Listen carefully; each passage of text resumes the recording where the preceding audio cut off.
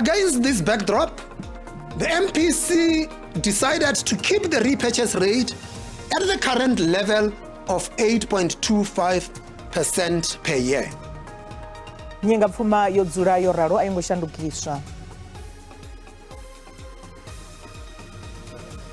Mwali General wali horla ANC bofikile mbalula bari Minister Mulwane wa Israel bo Benjamin Netanyahu batia udipindulera panda khoti ya lifasi ya Zwapchinyi. It's not just any match, it's a final qualifier for WAFCON, and as I said before, you are the defending champions, and if you don't win this game, you won't be at the tournament. Welcome to Banyana bo Desiree Ellis bo debadza batambi bane badotamba mitambo mivili ya urera ushikira tournament ya CAF.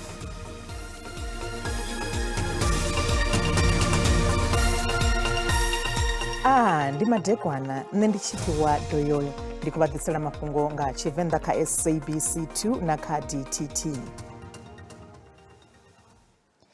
Mulubisi wa Reserve Bank bolisija khanyago bodebadza uri nyenga pfuma adzinga doshandukisiwa zidodzula zoralo ka percentage za malo koma 25. Against this backdrop, the MPC decided to keep the repurchase rate at the current level of 8.25% per year. The decision was unanimous. At the current repurchase rate level, policy is restrictive, consistent with the inflation outlook and elevated inflation expectations. Serious upside risks to the inflation outlook remain. In light of these risks, the committee remains vigilant and stands ready to act should risks begin to materialize. Mwali General wali horla ANC bofikile mbalula bari Minister Mulwane wa Israel bo Benjamin Netanyahu bati upindula kakoti ya lifasi ya Zwapchinyi ICC. Our government at its level must continue to do what is right and to engage with all the parties, including make sense to the Israelis. Netanyahu and Likud cannot achieve what they want to achieve in Israel by total annihilation of the Palestinians. At some point, they need to open up for negotiations and stop the attacks and all of that, and come to a negotiated settlement. That is what is important. And South Africa has got a role to play in relation to that. But when people are maimed, Sophie, and when people are killed and children,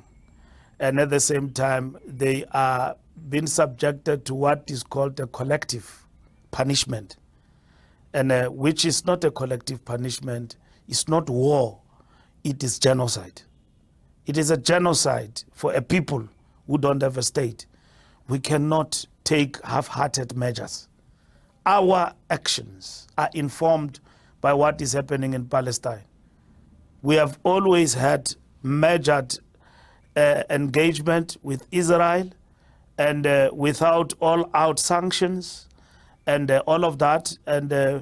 in this particular instance, for what is happening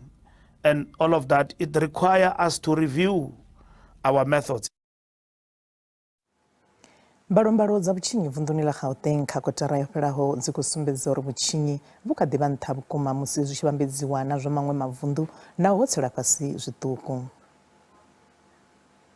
Itova khanganyise khambarombalo za linovundu la Gauteng hosedzwa Buchinyi musi dziṅwe dza ndila dza u fhungudza Buchinyi sa fulo la shanela nela devesa u kamula dzi tshi khou anwa mitshelo mabulayo o gonya nga percent 2.8 ngeno to do vulaha ho gonya nga dza malo 0.8 ngeno Buchinyi ha urwa ho gonya nga 0.8%. Buchinyi ha u chipa na vhuṅwe vhuṱutshela naho na zwa vhudzekani hono tsela fhasi nga percent dza 7.4 na dza 2.5 nga u tevhekana haho. The reduction is attributed to the three broad categories, which include contact-related crime, property-related crimes, and other serious crime. Bomawela vha tenda uri hu tshe na mushumo munzhi vhukuma no kha ḓi fanela u itwa uri mapholisa vha fenye kha nndwa iyo lwa na vhutshinyi hu tshi katelwa na u gwa migodi ḽi siho mulayoni zwine zwa tou vha remisa na ṱhoho. Vhone vha ri u fanela u vha na u shumisana u lwa na zwiito zwoṱhe zwo vhifhaho. It is easy for criminals to can move to the neighboring provinces and sit there and watch us while we are operating. And when we are done, they come back. So what we have done now that we are operating simultaneously nationwide, and all the activities which we were doing previously with Operation Okaimulao, we do it countrywide. Mudzulatshidulo wa komiti Vho Bandile Masuku vhone vha ri nangoho mushumo vha livhaho u tshe munzhi vhukuma. We still need to do more, even if we do see the reduction in some of the categories, but we still have to do more work in terms of the citizens feeling safe. Naho vhutshinyi vhu tshi vhonala vhufhasi, fhedziha vunḓu ḽo ḽa Gauteng ḽone kha ḓi vha nṱhesa kha oṱhe zwi ḓa kha zwiito zwa vhutshinyi zwi vhambedzwa na mahoḽa nga tshenetshi tshifhinga. Vho Mawela vha ri vhutshinyi vhu khou ṋaṋiswa nga u andesa ha vhathu vunḓuni ḽa Gauteng, fhedzi vha khou takadzwa nga mushumo une vha khou ita. Vha ri mushumo wavho ndi u vhona uri lushaka lwo tsireledzea tshifhinga tshoṱhe. Vhutshilo Muhashwa, SABC News, Johannesburg. Masina vha songo ḓetshela kule ri a vhuya zwenezwino.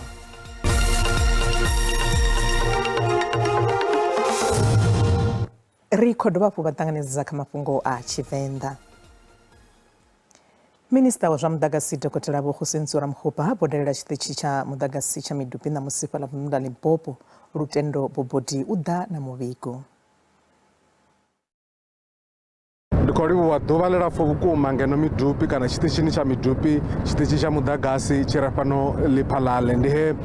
minista wa zwa mudagasi Dr. Vho Hussein Mkhupa vha vha fhano madalo avho o lavhelesa uri zwi khou tshimbila hani nga maanḓa ro lavhelesa uri zwa zwino ri kha luṱa lwa vhuṋa lwa u ṱuwa ha mudagasi kana ḽa zwi no pfhi ndi load shedding. Ḓo zwi ḓivha uri tshiṱitshi hetshinoni ndi tshiṱitshi tshine tsha vha tshihulwane vhukuma kana tshine tsha vha tsha ndeme ri tshi ḓa kha nḓisedzo ya mudagasi Afrika Tshipembe nga u tou angaredza. Fhedzi ri tshi khou amba zwino tshiṱitshi tshine tsha vha na unit 1,000 ri tshi khou amba zwino tharu a dzi khou shuma ngauri mbili dzo bva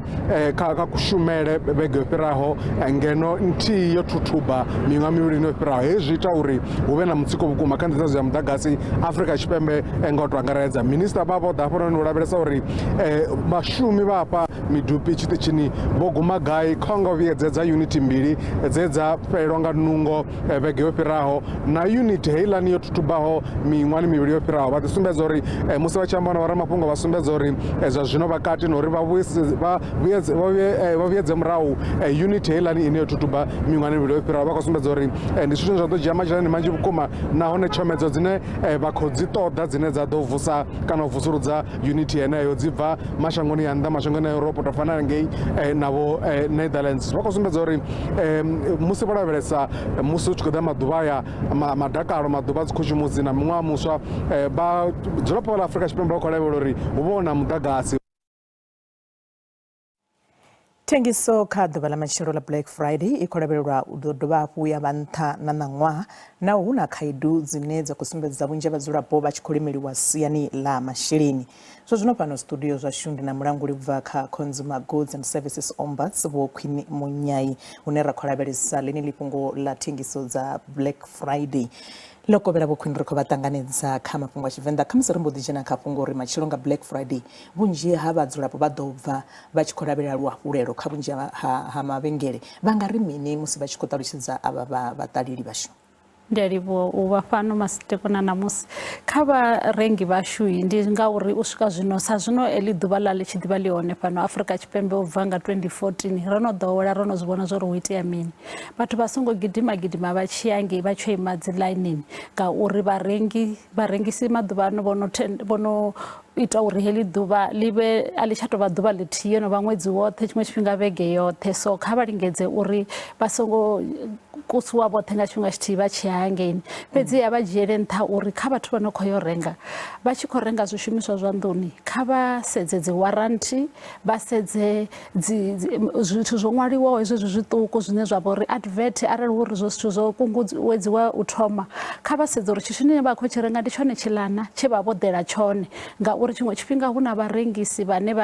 vha homboka vharengisi nga tshifhinga hetshinoni vha wana uri vharengisi vha khou u kunguwedza thundu yo imaho nga uri vhone vha tshi vho swika hangei vha wana uri heiḽa thundu ya tsheo vha vho vha sumbedza iṅwe yo no fana nayo vhone vha fhedzisela vho renga heiḽani mara fhedziha na hanefho kha vha ite vhuṱanzi uri musi vha tshi renga vha dzhie dzi terms and conditions vha khiphe tshiḽipi vha dzule na tshiḽipi hayani arali vha khou renga thundu dzo no tou nga TV dzedzi dza dzi flat screen vha songo lwela u nyanga u seiva ngo ḓihwalela heiḽa thundu ngauri i nga tshinyala vha tshi khou i endedza vhone vhaṋe fhedzi arali vha tendela murengisi a vha ene ono vha endedzela riski yoṱhe ya u tshinyala ha thundu i vha i tshe zwanḓani zwa murengisi u swikela swika kha vhone lavhelesa zwezwi zwine vha khou amba uri hu na ngafha dzine vha khou isa kha vharengi ndi zwifhio zwine khamusi dzi khaedu dzine dza ḓisiwa kha vhone sa ombudsman musi vharengi vho renga vho tou vhilula nga u tou rali kha nyimele dzo raliho hu na mbilelo dzine ra khou dzi vhona zwino u tou bva tsha 2020 ri khou vhonesa uri vhathu vha vho funesa u renga online kana vho renga vho dzula mahayani nga dzi computer zwino hanefho kha vha ṱhangele uri vha renge kha vharengisi vhane vha vha ḓivha ngauri sa musi hu na vharengisi vhane vha thembea vhane vha ita vhubindudzi ho teaho ho no tevhedzela mulayo hu ḓivha na vhaṅwe vhane vho tou lindela u homboka so vha tshi ya kha dzi site hedziḽa kha vha sedzuluse uri ndi site ya vhukuma na vha sa ḓo dzhenisa zwidodombedzwa zwavho zwa bannga kha site ine ya si vhe yone vha vho hombokiwa tshelede nnzhi nahone vha lavhelela uri musi ho rali ngauri hu na bukuṱa ḽa uri muṅwe na muṅwe khou ya nṱha na fhasi zwi nga itea dzi delivery dza dzhia tshifhinga nyana u swika kha vhone so vha tendele tshifhinga tshetsho tsho raloho uri vha kone u ṱanganedza thundu dzavho ndi zwifhio zwine khamusi matshelo vharengi havha vha tea u zwi dzhiela nṱha khamusi ngo tou pfufhifhadza zwiṱukuṱuku vha dzhiele nṱha fhungo ḽa uri vha renge zwithu zwe vha yela zwone zwezwino habe hezwo zwine ra khou zwi amba a zwi ngo tou sedza ḓuvha ḽa matshelo fhedzi nga nnḓa heḽi ḓuvha ḽa Black Friday dzi khushumusi dzi hanefha unga vhege tharu kana nṋa dzi tevhelaho zwi amba uri u renga arali vha tshi nga kona u renga zwithu vha nga kona u wana vha nga wana uri nga tshelede yeneiḽa vha vha tshi ḓo i spenda u renga basket nthihi vha nga kona u wana basket mbili so kha zwithu zwi sa sini vha nga ḓi renga zwi hone nyana fhedziha arali vho renga thundu dzine dza vha uri dzina dzi guarantee ndi thundu khulwane kha vha fare tshiḽipi vha tshi dzhie tshinepe nga founu uri tshi songo xela vha sedze uri arali vha tou shandukisa muhumbulo mulayo a u vha tsireledzi arali vha tshi ḓo renga nga nṱhani ya uri vha khou ita zwa mukusha vha yaho vhaṅwe vha tshi ya ngei na vhone vha ya arali vha tshi vho nyaga u humisa nga tsha matshelo mulayo a u nga kona u vha tsireledza arali tshithu tshi songo tshinyana ndi kholwa uri vhaṱaleli vhashu ngei hayani vho zwi pfa ri khou livhuwa vhukuma vho Queen Munyai masinani vho Queen Munyai u bva kha Consumer Goods and Services Ombudsman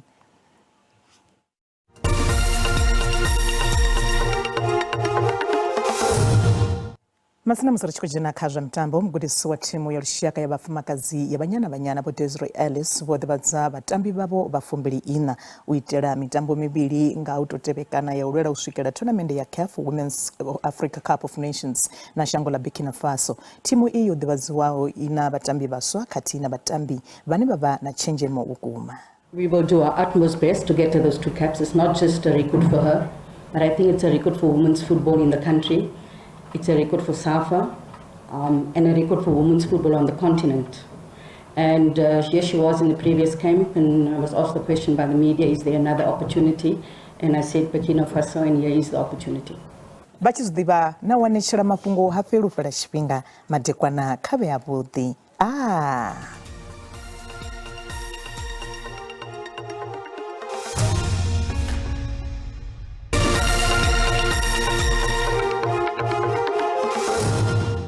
loko vele va xikha ri mutsho wa shu zwo ri wani wo ri falla spina ra khori chilavelesa ri khomana zwo ri mvula tsko dibonala tso diva tsko fela fela ne pala Western Cape pedzi ya khomana mutsho no dobona makole khao na msiri xidana ngeno vunduni la shula Eastern Cape pedzi ya ri xigonya ri xi swika ngeno kha vundu la shula KwaZulu Natal do fela fela pedzi ya simvula dzo dine omanda swika ne pala kha 30% ri chilavelesa na ngeno bukati ya shango ri khomana zwa uri na ne pha vunduni la shula Gauteng do diva tsko fela fela swika ne pala kha 30% na ne pala kha vundu la Northwest hone ri xitwapo ri chilavelesa zwingwapo zwine ba khotsibza zwone machero ndi zwo ri dzila mvula dzi khobona dzi tshi khou khwathela nga maanḓa ri tshi khou lavhelesa ubva ne pala Eastern Cape ri tshi dzhena na ngeno kha vundu lashu la Free State ne dzo kwama na upo fhambanaho kha vundu lashu la KwaZulu Natal hone ri khou ṱuwa ri tshi lavhelesa zwine vha khou tsivhudza zwone ngeno vhukati ha shango lashu hune dzi khou vhonala dzi tshi ḓo kwama na vhuṅwe vhupo hanefhaḽa ha vundu la Northwest ri khou vhona zwori na ngeno Free State hune vha khou vhona ho tingwa hanefhaḽa nga muvhala wa ṱaḓa vha khou tsivhudza zwori mvula dzenedzo dzi ḓo vha dzi na maḓumbu khadzo zwo tamba fhedzi uri vha ṱhogomele vhukuma ri khou ṱuwa ri tshi lavhelesa ri khou vhona zwo dzi la mvula dzi ḓo kwama na vundu lashu la KwaZulu Natal musi dzo bva fhaḽa vhukati ha shango ri khou ṱuwa ri tshi lavhelesa kha vundu lashu la Gauteng ri khou vhona zwo temperature dzi nṱha vhukuma Pretoria 35 degrees Bronkhorstspruit 34 degrees rampezi ḓo vha khou fhisa vhukuma kha vundu lashu la Limpopo vhanzhi vho no thoma u lila uri khou fhisa vhukuma Tzaneen 37 degrees liko fhisa hone phala vhura ḽi ḓo swika kha 42 degrees ra lavhelesa na phala Giyani 41 degrees zwo tamba fhedzi ḓuvha ḽi tshi khou fhisa vhukuma fhedzi ri tshi ṱuwapo ri tshi vhesa kha vundu la Mpumalanga na hono khou vhona ḽine ḽi ḓuvha ḽi tshi khou fhisa vhukuma Sekhukhuzwa 44 degrees zwo tamba fhedzi ḓuvha ḽo na maanḓa vhukuma na huna na mvula fhethu fhambana a tshi khou amba fhedzi zwo ri ḓo vha hu tshi khou rothola zwi khou tou vhonala fhedzi tsho limuwa vhukuma ri khou ṱuwapo ri tshi lavhelesa kha vundu lashu la KwaZulu Natal ri khou vhona zwo na mvula dzashu dzi tshi khou na hanefhaḽa khou vhona zwi ḓo fhisa vhukuma Pietermaritzburg u swika kha 40% hanefhaḽa swika kha 40 degrees hu ḓo vha hu tshi khou fhisa nga u tou ralo hone ri tshi ṱuwapo ri tshi lavhelesa vunḓuni lashu la Eastern Cape hone na hone khou vhona na hono pfela ha mvula hu khou vhona temperature ḓo vha dzi nṱha fhethu fhambanaho hune ri khou ri tshi ṱuwapo ri tshi lavhelesa ri khou vhona zwo pala Makhanda temperature dzi fhasi nga 21 degrees ri khou ṱuwapo ri tshi lavhelesa kha vundu lashu la Western Cape na hone vha khou tsivhudza zwo ri temperature dzi nṱha fhaḽa Frendera nga 31 degrees fhedzi temperature dzi fhasi ri tshi lavhelesa ngeno kha vundu lashu la Northern Cape Kuruman 36 degrees ra lavhelesa fhaḽa Springbok hone 28 degrees ri khou bvela phanḓa nga u tou ralo zwiṅwe hafho zwine vha khou tsivhudza zwone